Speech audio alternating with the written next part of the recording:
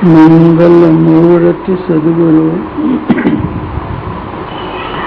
मूलवान सर्वाधार मंगलमय मंगल करम विनो बारंबार। धन्य धन्य सद्गुरु सुखद महिमा कहे न जाय।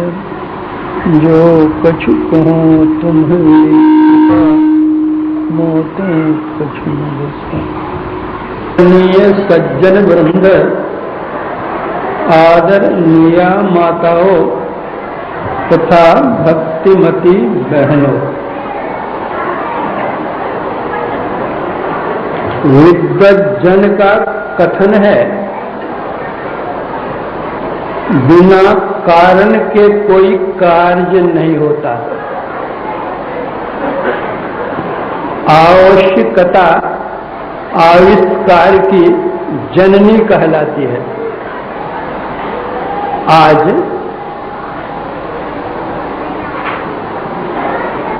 आषाढ़ पूर्णिमा के अवसर पर जत्र तत्र से जो हजारों की संख्या में लोग एकत्र हुए हैं, आखिर इसका कारण क्या? आषाढ़ की पूर्णिमा को व्यास पूर्णिमा कोई कहते हैं, गुरु पूर्णिमा भी कहते हैं। व्यास पूर्णिमा इसलिए कहते हैं कि आषाढ़ पूर्णिमा की तिथि में ही इस अवनी तल पर महर्षि व्यासदेव जी का अवतरण हुआ था। गुरु पूर्णिमा वे पूरे गुरु थे, उन्हीं के नाम पर जो महोत्सव मनाया जाता है उसको गुरु पूर्णिमा की संज्ञा दी जाती है। व्यासदेव जी के शरीर का रंग कृष्ण वर्ण था और उनका जन्म एक द्वीप में हुआ था, इसलिए उनको कृष्ण द्वैपायन भी कहते हैं। जिस समय उन्होंने जन्म धारण किया, कुछ ही दिनों के बाद वे बदरिकाश्रम जाकर तप करने की इच्छा उन्होंने प्रकट की। उनकी माता जी ने कहा कि बेटे, पुत्र तो माता पिता की सेवा करने के लिए होते हैं और तुम हम लोगों को छोड़कर बद्रिकाश्रम तपस्या करने जा रहे हो। व्यासदेव जी ने कहा कि माता जी, आपको जब आवश्यकता पड़े और आप बुलाएंगी तो मैं आ जाऊंगा। वे बदरिकाश्रम चले गए और उन्होंने वहां कठोर तपस्या की और मात्र बेर खा करके ही उन्होंने जीवन यापन किया। इसलिए उनको बादरायण नाम से भी पुकारते हैं। व्यासदेव जी ने वेद को ऋक् साम यजुः 3 भागों में विभक्त किया, इसलिए उनका नाम वेद व्यास पड़ा। उन्होंने 18 पुराणों की रचना की। ब्रह्म सूत्र उन्हीं के द्वारा प्रणीत है। वे बहुत बड़े ज्ञानवान, विद्वान, तपस्वी, यशस्वी, मनस्वी, तेजस्वी, ओजस्वी, सभी सद्गुणों से पूर्ण थे।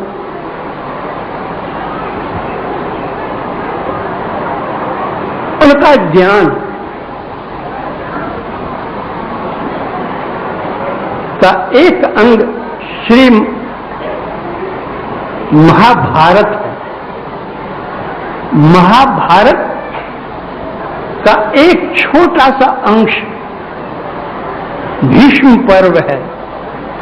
भीष्म पर्व के अंतर्गत का एक छोटा सा अंश है जिसको गीता जी की संज्ञा दी गई है, वह छोटा सा अंश इतना तेजस्वी है कि विश्व के प्राय सभी समुन्नत भाषाओं में उसका अनुवाद हो चुका है और आए दिन अनुवाद हो ही रहे हैं। व्यासदेव जी पूरे गुरु थे। उन्हें पूरे गुरु के नाम पर गुरु पूर्णिमा की संज्ञा देकर गुरु भक्त लोग अपने गुरु का पूजन अर्चन बंदन आज किया करते हैं। वास्तविक बात तो यह है कि गुरु शरीर को नहीं कहते हैं, गुरु ज्ञान को कहते हैं। जिस शरीर में ज्ञान रहता है वह गुरु का शरीर कहलाता है। ज्ञान अनेक प्रकार के हैं, इसलिए गुरु भी अनेक प्रकार के हैं। जितने भी प्रकार के ज्ञान हैं, उन ज्ञानों में ऐसा कोई ज्ञान नहीं है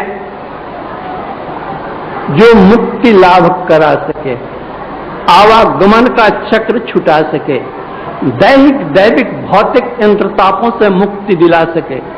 मात्र एक आध्यात्म ज्ञान ही है जो अनंत स्वरूपी सर्वेश्वर का साक्षात्कार कराकर अनंत जन्मों के क्लेश को निशेष कर सकता है। जो ज्ञानदाता, जो वास्तव में सच्चे सद्गुरु हैं, सद्गुरु की महिमा अनंत, अनंत किया उपकार, लोचन अनंत उघारिया, अनंत दिखावनहार। अनंत स्वरूप सर्वेश्वर का साक्षात्कार करने वाले गुरु की गाथा गाकर उसका अंत कौन कर सकता है?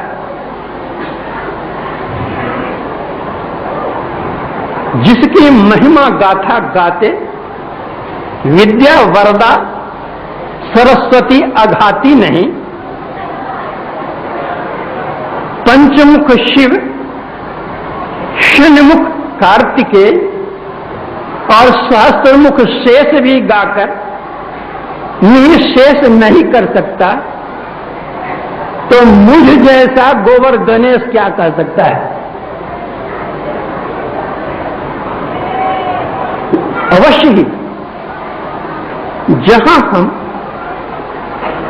पवन गति से गमन करते हुए गरुड़ को गगन मार्ग में देखते हैं, तो क्या हम एक कमरे के भीतर मच्छर गुनगुनाते से गए क्या?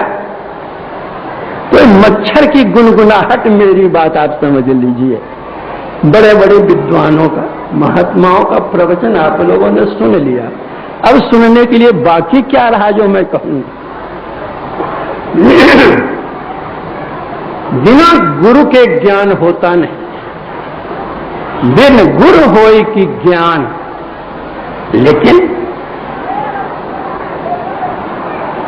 जल परिमाने माछरी, कुल परिमाने बुद्धि, जाको जैसा गुरु मिला ताकि तैसी शुद्ध। जो पूरे गुरु होते हैं वे क्या नहीं कर सकते हैं, सब शक्तिमान हो जाते हैं। हम देखते हैं एक धनवान निर्धन को धन देकर धनवान बना सकता है, एक भौतिक ज्ञानी अपना ज्ञान देकर अज्ञानी को ज्ञानवान बना सकता है, एक चंदन वृक्ष अपने वन के समस्त वृक्षों को चंदन बना सकता है। जब एक जड़ ऐसा कर सकता है, तब जो चैतन्य से चैतन्य करने वाले संत सदगुरु हैं, वे अपने ज्ञान से अपने शिष्य के अज्ञान को हर लेकर ज्ञान से भरपूर कर दें और अपने समान बना दे, तो कौन आश्चर्य की बात है?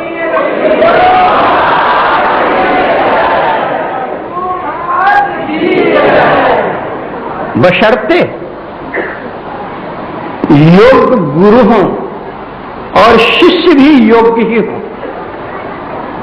जैसे जमीन अच्छी हो, अब बीज सबीज नहीं हो,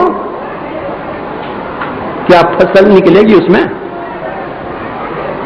बीज बहुत सजीव हो और जमीन बहुत खराब हो,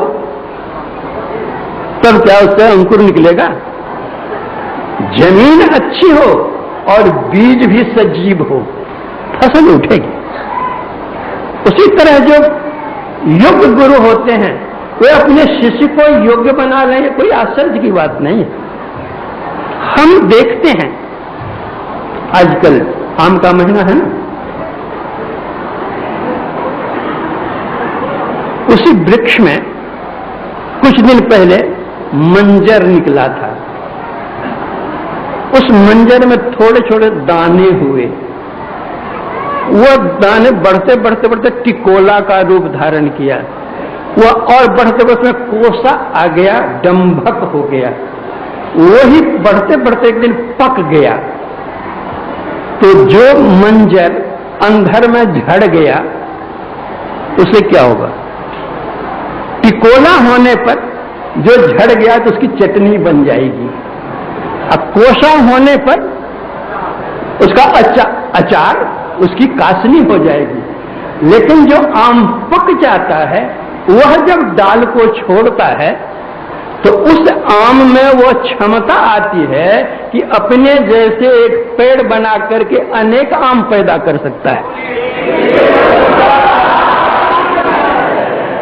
उसी तरह जो संत सदगुरु का संग करते हैं, कुछ दिनों में छोड़ दिए, कोई कुछ दिन रह करके छोड़ दिए तो टिकोला चटनी हो जाएगी, कुछ दिन और बढ़ा तो अचार कासनी उसकी बन जाएगी। लेकिन साथ में रहकर जो पकता है वो अपने जैसा अनेक बना सकता है।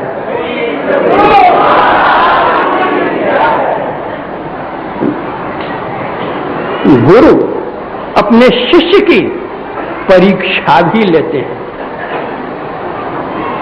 आप जो कोई दिल्ली गए होंगे, दिल्ली में आप लोगों ने देखा होगा एक हजरत निजामुद्दीन रेलवे स्टेशन है, बड़े कामिल फकीर थे, उनके कई शागिर्द थे। वे सब चाहते थे हम गद्दी पर बैठे, हम गद्दी पर बैठे, हम गद्दी पर बैठे। लेकिन हजरत साहब आखिर बैठाएंगे किसको? एक ही को तो बैठाएंगे। तो उन्होंने परीक्षा ली अपने शिष्यों की। तो अच्छा जी चलो आज घूमने के लिए हम लोग चले घूमने के लिए। जाते जाते जाते शहर के नीचे भाग में चले गए जहां वेश्या रहती थी। अपने शिष्यों से कहा कि तुम लोग नीचे रहो। हजरत निजामुद्दीन साहब चले गए वेश्या के ऊपर कोठे पर। कुछ शिष्यों का मन तो तभी बदलने लग गया कि आज हमारे गुरु महाराज गए हैं बहुत अच्छी जगह में। इतने में वे क्या कहते हैं हजरत निजामुद्दीन साहब, वेश्याई हाथ जोड़ करके मेरा बड़ा भाग्य है आप हमारे यहां पधारे हैं, कहिए क्या हुक्म है। उन्होंने कहा एक तस्तरी में रोटी लाओ, दाल मंगवाओ और एक बोतल शरबत मंगाओ। तस्तरी में रोटी, दाल और बोतल। शिष्य लोग नीचे से देख रहे क्या हो रहा है। आज तो शराब कबाब सब चल रहा है और बाकी की जो बात है वो अभी हो जाएगी। ऐसे गुरु के साथ में रहकर हम लोगों ने अपना जीवन बर्बाद कर दिया। 1 2 3 4 करके सब चलने लगे। चलते चलते जितने शिष्य थे सब के सब चले गए, मात्र एक शिष्य रह गया। सारी रात हजरत निजामुद्दीन साहब ने वेश्या घर में बिताया। वे इतने बड़े पहुंचे हुए फकीर थे, भलाओ क्या उसकी रोटी खाएंगे कि दाल खाएंगे कि शराब पिएंगे। वो तो अपने शिष्यों की परीक्षा ले रहे थे। जब सवेरा हुआ कोठे से नीचे उतरते हैं तो देखते हैं सबके सब गायब हैं। एक केवल क्या कहते हैं, अमीर खुसरो नाम था उसका, वह खड़ा है वहां पर। बोला अरे और लोग कहां चले गए? बोला सबके सब चले गए। बोला तुम क्यों नहीं गए? तो मेरा मन भी तो था जाने का, लेकिन आपके चरण को छोड़ करके मैं कहां जाता।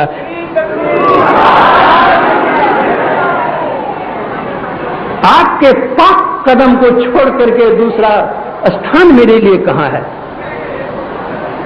हृदय से लगा लिया, अपनी गद्दी पर बिठा दिया। अमीर खुसरो लिखते हैं कि सुनिए, मैंने जगत गुरु स्वामी रामानंद के दर्शन किए, अपने गुरु ख्वाजा साहब से तो है बेनजीर लेकर मैं पंचगंगा घाट पर गया। स्वर्ण जी ने मुझे दाद दी और जो उनकी मेहर हुई, मेरे दिल की फौरन सफाई हो गई और खुदा का नूर झलक गया। तो गुरु का जो अर्थ किया जाता है कि तम से प्रकाश में, तो गुरु यह प्रकाश करते हैं। दीपक कमरे के भीतर प्रकाश करता है, सूर्य दिन में प्रकाश करता है, चंद्रमा रात में प्रकाश करता है, लेकिन गुरु का ज्ञान शिष्य के अंदर में दिन रात प्रकाशित होता रहता है। यह है गुरु का ज्ञान। गुरु से ज्ञान जो लीजिए, शीश दीजिए दान, बहुतक धोतु बही गए राखी जीव अभिमान। शीश देना क्या, गला कटाना? अरे अहंकार को छोड़ो। सुन रहे थे ना अभी आप लोग, मेघनाद और लक्ष्मण के साथ जो युद्ध हो रहा था, तो मेघनाद कह रहा था लक्ष्मण से, तुम जानते हो मैं कौन हूं? मैं ज्वालामुखी पहाड़ हूं, जला करके समाप्त कर दूंगा तुरंत।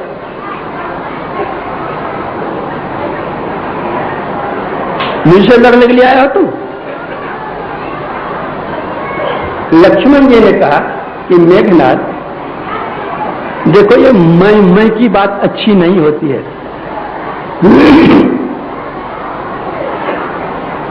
देखो,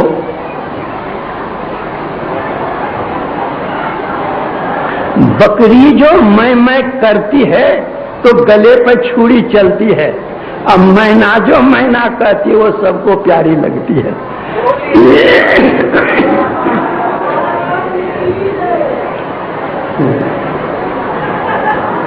मेघनाद कहता है मैना जो मैना कहती है पिंजड़े में वह बंद रहती है, अब बकरी जो मैं कहती है वह स्वतंत्र धर पर चढ़ती है। क्या कहते हो तुम? लक्ष्मण जी ने कहा कि मेघनाद,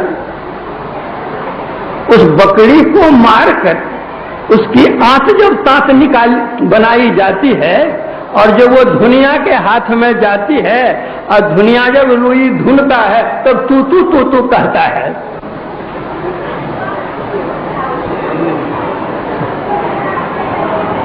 वहां उसका मैंपन सब मिट जाता है। तो जो शिष्य अपने मैंपन को मिटा देता है उसी को वह ज्ञान मिलता है।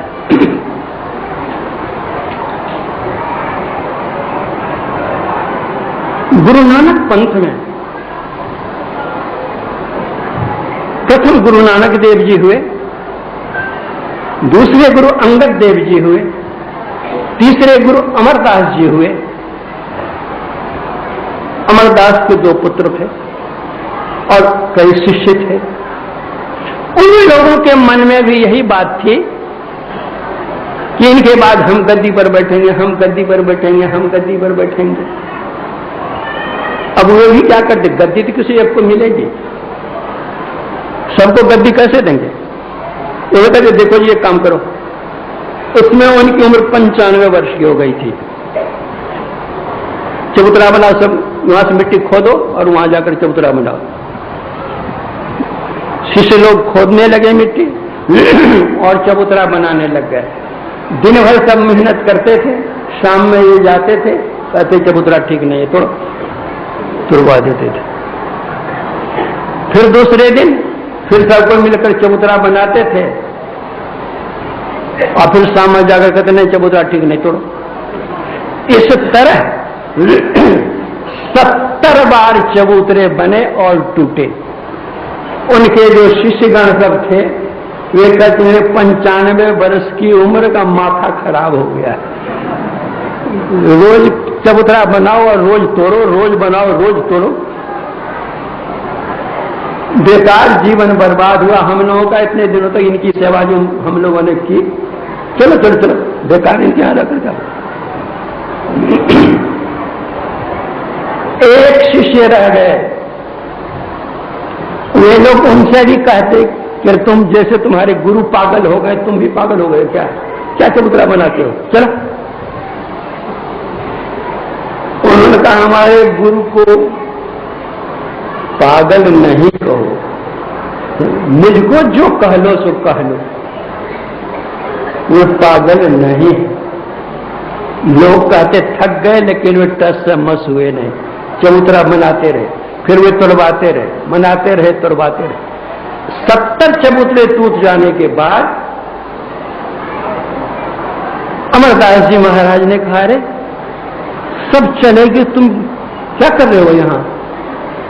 बोला हुजूर की आज्ञा जीवन भर बनाने की होगी, चबूतरा तो मैं जीवन और चबूतरा बनाता रहूंगा। आप मेरा काम ही क्या है? आपकी आज्ञा का पालन करना। आज्ञा सम नसु साहिब सेवा। कोई चौथे गुरु रामदास जी महाराज। गुरु कुम्हार, शिष्य कुंभ है, गढ़ी गढ़ी काढ़ है खोट, अंतर हाथ सहार दे, बाहर बाहर चोट। गुरु क्या नहीं कर सकते? सब कुछ कर सकते। गुरु नगर निहाला, पल में निहाल करने वाले। क्या गुरु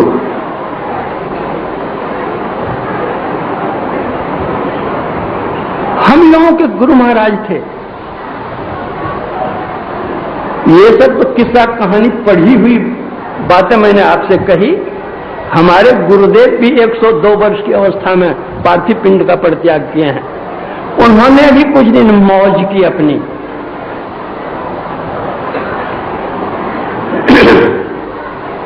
अब दोपहर रात है, गुरु महाराज का हाथ कपता था, स्वयं गतमन नहीं कर सकते थे, भोजन स्वयं नहीं कर सकते तो मैं गतमन कराता था, भोजन कराता था। अब प्रत्येक बुधवार को उनके हाथ और पैर का नाखून काटता था मैं।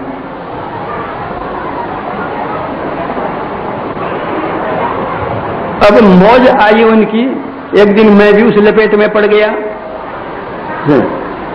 बुधवार को मैं नाखून काटता था सोमवार।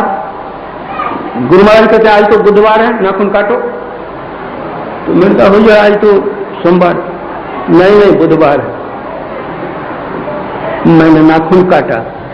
उसके बाद से जिस दिन कहे बुध है उसी दिन मैं नाखून काटना शुरू कर दिया। कहा कि भूल मैंने पहले की कि सोमवार को मैंने बुध नहीं कहा। दोपहर रात है, उनकी मौज हो गई। बोला सवेरा हो गया, चलो टहलने के लिए। फिर जेल करिए, मेरे बगल में है बैठे हुए, क्या नाम, भगीरथ जी। चलो हुई से टहला दे। दोपहर रात, माघ की रात है, कड़ाके का जाड़ा है। कभी स्नान करने नहीं, चलो स्नान करने नहीं चला जाता। बैसाख जेठ की दोपहरी है, कल टहलने के लिए। एक सज्जन आए, शाम का समय था, गुरु महाराज व्हील चेयर पर टहलने के लिए निकले। एक सज्जन ने आकर के गुरु महाराज के चरणों में प्रणाम किया। गुरु महाराज ने कहां से आए हो, क्या नाम है? कहा फलाना नाम है, फलाने गांव से आए। क्या करने आए हो? हुजूर का दर्शन करने के आया। दर्शन करने आया? जी हाँ। आज इसको बांध दो यहां। अब जितने लोग साथ में थे सब एक दूसरे का मुंह देखने लगे, कोई सज्जन आवे उनको कहे बांध दीजिए। तो जो पीछे में थे उनका हुजूर यहाँ बांधने के लिए तो कुछ नहीं है, दर्शन करने के लिए आए हैं, चले जाएंगे। बोले इनकी धोती है ना, इनकी धोती से बांध दो। अब उन्हीं की धोती से उनके हाथ को लपेट दिया गया, बांधेंगे कौन सी, हाथ लपेट दिया गया। गुरु महाराज बैठो यहाँ, भीतर में 2 ताड़ पेड़ हैं उसी के बगल में, रास्ते के बगल में बैठ गए। बेचारे श्रद्धालु थे, बैठे रहे। 1 घंटा तक गुरु महाराज टहलते थे। टहलने के बाद भी गुरु महाराज लौट कर गए, बेचारा बैठा हुआ था। अभी तुम बैठा हुआ है, अच्छा जी बंधन खोल दो। हाथ खोल दिया हो तुम सीधे घर चले जाओ, रास्ते में कहीं रुकना नहीं। बेचारे घर चले गए। जितने लोगों ने यह दृश्य देखा था सबके मन में यह हुआ कि गुरु महाराज ने अच्छा नहीं किया। कोई सज्जन आवे दर्शन के लिए, उनको बंधवा देना यह तो उचित काम नहीं है। अब होता क्या है, लगभग 15 दिन के बाद वे सज्जन फिर आते हैं। ऐसे तो रोज 150 यहाँ लोग आते ही रहते हैं, गुरु महाराज जी दर्शन के लिए भी आते थे, जाते थे, लेकिन कौन किनको पहचानता है। लेकिन जिनके साथ कुछ घटना घट जाती है तो पहले पहचाने जाते हैं। लोगों का वही आदमी जिनको गुरु महाराज हाथ बंधवाए थे। आखिर के बेचारा चरणों पर गिर गया और कहता है कि हुजूर ने मेरा उद्धार कर दिया। हुजूर मेरा कोई दोष नहीं था, मेरे ऊपर झूठा केस किया गया था, मुझे 3 महीने की सजा मिलती। लोगों ने कहा कि हाकिम बाबू को जाकर के, आजकल घूसखोरी का जमाना है, दे दो तुम मुक्त हो जाओगे। तो मैंने सोचा कि घूसखोरी का जमाना है तो जितना हम देंगे, हमसे हमारा दुश्मन बेसी देगा तो हमारा दिया हुआ क्या काम करेगा, तो चलो सच्चे दरबार में जाकर घूस दें। तो मैं आया, हुजूर के चरणों में प्रणाम किया और हुजूर ने मेरा हाथ बंधवा दिया। हुजूर मैं 3 महीने जेल से मुक्त हो गया।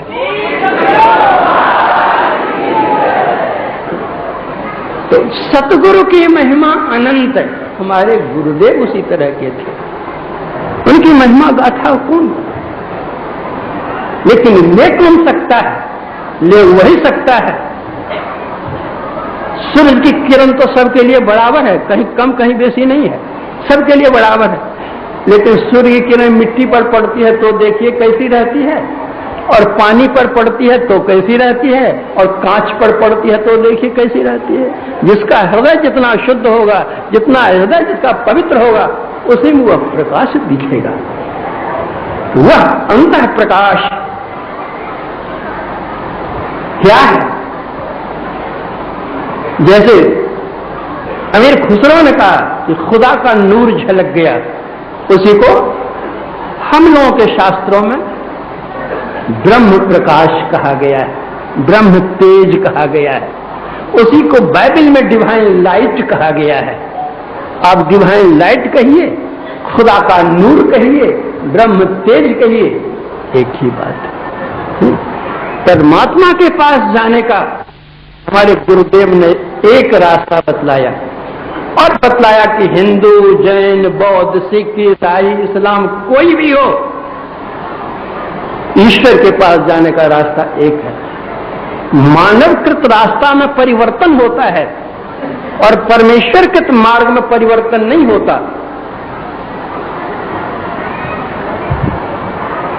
आप यहां से दिल्ली जाना चाहते हैं,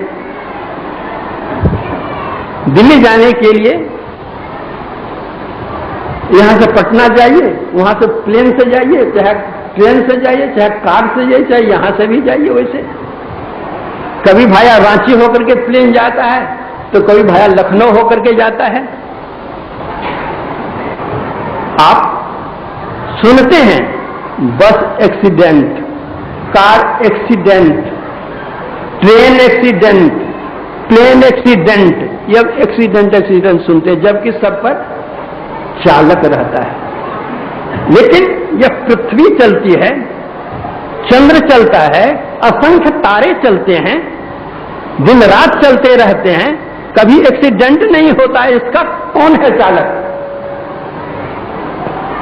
उसका मार्ग एक नियुक्त है। चंद्रमा चलता है या तारे चलते हैं या पृथ्वी चलती है, उसका जो मार्ग है उसी मार्ग पर वो चलता है। उसी तरह परमात्मा ने हिंदू, मुसलमान, जैन, बौद्ध, सिख, ईसाई सबके लिए एक मार्ग बतलाया है। कोई भी देखेंगे, आंख से ही देखेंगे, देखने का मार्ग एक है। कोई भी शब्द सुनना चाहेंगे तो कान से ही सुनेंगे, एक रास्ता वही है।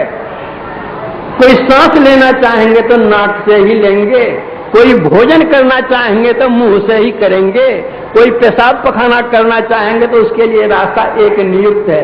इसमें क्या कोई परिवर्तन कर सकते हैं? उसी तरह से ईश्वर के पास जाने का जो रास्ता है वह एक ही है। बेहोशी इंसान से यह ख्याल जुदा है, जाहिर में है मोहम्मद, बातिन में खुदा है। कर्म को पाना चाहते हो काहे रे बन खोजन जाई, सर्व निवासी सदा लेपा तो ही संग समाई। तुम्हारे साथ में कहां किसको खोजते? अपने अंदर को, निज तन में खोज सज्जन, बाहर न खोजना। रास्ता क्या? अंधेरे में आपको क्या सूझेगा, कहां चलेंगे? इसलिए आंखें बंद करने पर देखने की अंधेरा है। लेकिन जो संत सदयुक्ति होती है, सदगुरु की युक्ति होती है, वहां प्रकाश मिलता है। प्रकाश ही नहीं मिलता है,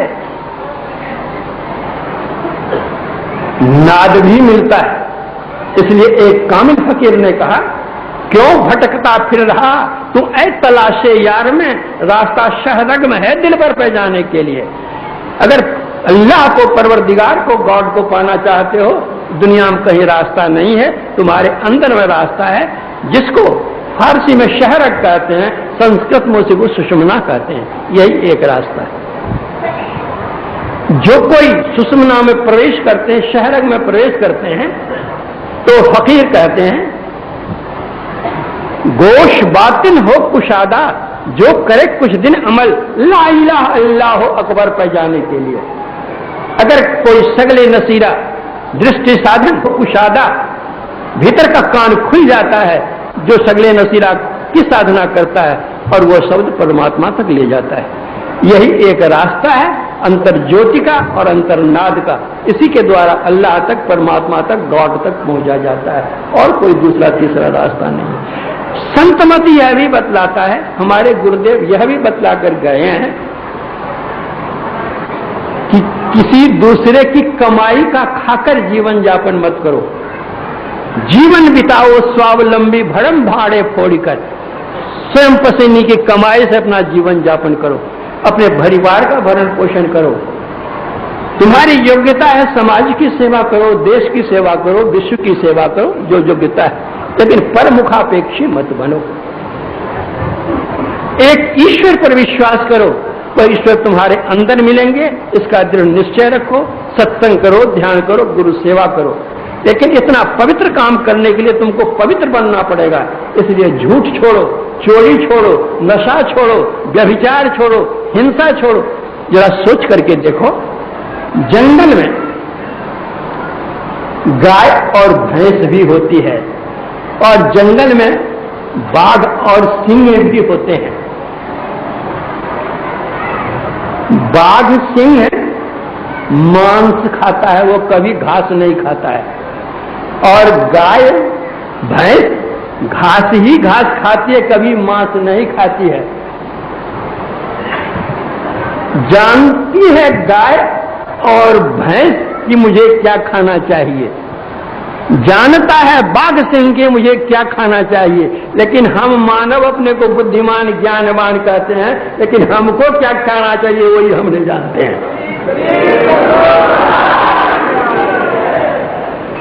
परमात्मा ने दो तरह के जीव का निर्माण किया है, एक शाकाहारी का और एक मांसाहारी का। शाकाहारी और मांसाहारी दोनों की बनावट में भिन्नता है। जो शाकाहारी होते हैं वे जब जन्म लेते हैं उनकी आंखें खुली होती है, और जो मांसाहारी होते हैं उनकी आंखें बंद होती है। जो शाकाहारी होते हैं उनके दांत चिपटे होते हैं, नाखून चिपटे होते हैं, और जो मांसाहारी होते हैं उनके दांत और नाखून नुकीले होते हैं। जो शाकाहारी प्राणी हैं वे होठ सटा करके पानी पीते हैं, और जो मांसाहारी हैं वे जीभ से चाट चाट करके पानी पीते हैं। जो शाकाहारी प्राणी है उसके शरीर से पसीना निकलता है, और जो मांसाहारी प्राणी है उसके शरीर से पसीना नहीं निकलता। जो शाकाहारी प्राणी है उसके शरीर की आंत उसकी लंबाई से चौगुनी होती है, और जो मांसाहारी प्राणी उसके शरीर के बराबर के उसकी आंत होती है। अब हम लोग विचार करके देखें कि परमात्मा ने हमको शाकाहारी बनाया है या मांसाहारी बनाया है। अगर परमात्मा ने हमको शाकाहारी बनाया है और हम मांसाहारी बने हुए हैं, तो परमात्मा के दरबार में जाएंगे तो वहां सजाबार होंगे। यहाँ की सरकार हमको भले कुछ नहीं कहे, लेकिन वहां की सरकार माफ नहीं करेगी। संत मत यह बतलाता है, खान पान को प्रथम संहारो, तब रस रस अवगुण सब मारो। जैसा भोजन होगा, जैसा आहार वैसी डकार, जैसा खाए अन्न वैसा होए मन। इसलिए सत्वगुण परमात्मा, उससे बढ़कर क्या हो, पाक कौन होगा, पवित्र कौन होगा, परमात्मा से बढ़कर के। गुरु नानक देव जी महाराज कहते हैं, सूचे भाड़ साच समावे, बिरले सूचाचारी, तंत को परम तंत मिलाया, नानक चरण तुम्हारी। पवित्र बर्तन में सत्य हटता है, अपने को पवित्र बनाओ। इसलिए पंच पापों से अपने को हम बचा करके रखें, एक ईश्वर पर आस्था करें। वह ईश्वर हमारी रक्षा करने वाला सतत है। जो कुछ भी वे करते हैं हमारे लिए अच्छा ही अच्छा करते हैं, कोई बुरा नहीं करते हैं। एक लघु कहानी कह करके मैं अपने प्रवचन में विराम देना चाहूंगा। एक राजा था, वह शिकार खेलने के लिए जाता था, साथ में अपने मंत्री को भी ले जाता था। एक दिन शिकार के पीछे घनघोर जंगल में चला गया।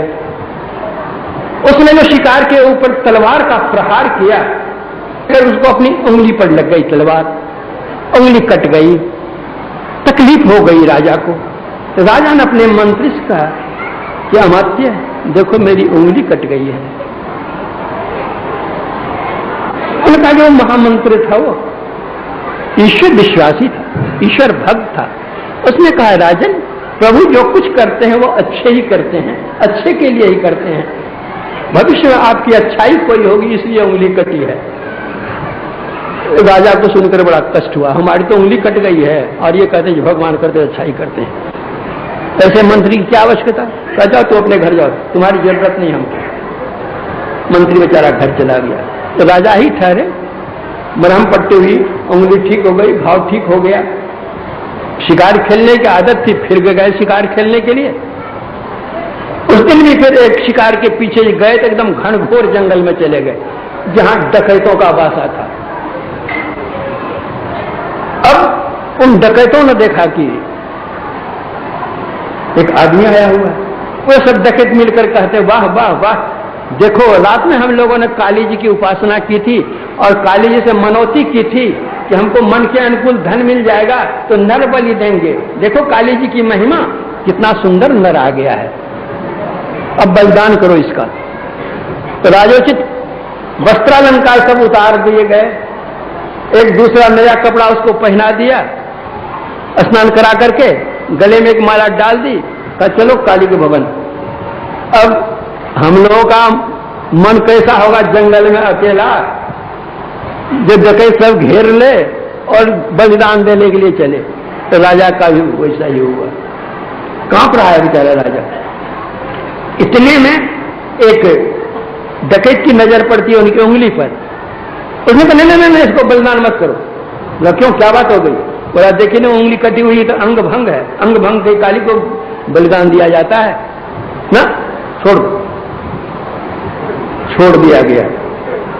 अपनी सांस लेकर बेचारे घोड़े पर चढ़े और भागे, अपने घर आए। अब वो सोचने लग गए कि मंत्री ने जो कहा था कि ईश्वर जो कुछ करते हैं अच्छा के लिए ही करते हैं, अगर मेरी उंगली नहीं कटी होती तो मेरा तो गला ही कट गया होता। एक महीना तक तुमको जो घर में रहना पड़ा, एक महीने का तनख्वाह तो तुमको नहीं मिला, कि भगवान तुम्हारे लिए क्या अच्छा किया। मेरे पास रहते तक महीना का दरमाहा तुमको मिलता। मंत्री ने हाथ जोड़ कहा कि राजन, अगर मैं घर नहीं गया होता, आपके साथ शिकार खेलने के लिए जैसे आप जाते थे, साथ ले जाते थे, तो मुझे भी तो साथ ले जाते, तो उंगली तो आपकी कटी थी तो आप बच जाते, गला तो मेरा ही कट जाता।